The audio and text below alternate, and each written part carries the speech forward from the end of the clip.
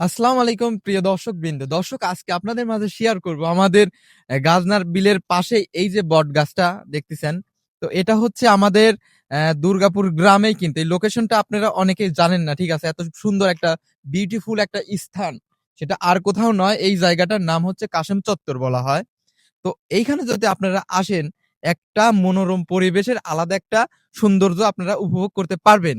তার পাশেই রয়েছে গাজনার বিল, এবং অন্য পাশে যদি আপনি একটু লক্ষ্য করেন, ওই যে দেখুন, হ্যাঁ, খয়রান ব্রিজ দেখলেন, এবং চারিদিকে যেদিকেই তাকাচ্ছেন সেদিকে কিন্তু শুধু পেঁয়াজ আর পেঁয়াজ।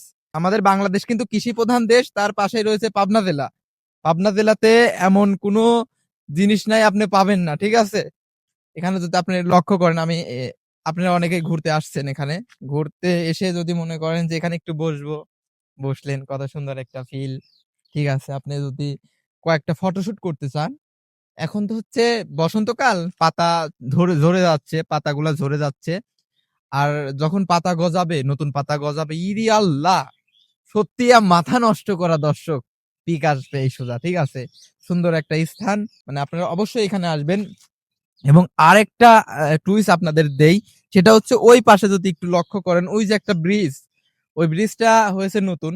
তো ওই ব্রিজের ওখানেও কিন্তু মারাত্মক একটা ভিউ আসে। তার পাশে এখন দেখেন, এই পাশে ধানগুলা যখন বড় হয়ে যাবে, একদম সবুজ শ্যামল, গাজনার বিল ভরা, খুব সৌন্দর্য। এই এই পাশে নতুন আরেকটা বট গাছ দেখুন, একে একে সৌন্দর্য হতে যাচ্ছে। আপনারা এখনো যারা আসেন নাই, অতি দ্রুত চলে আসবেন।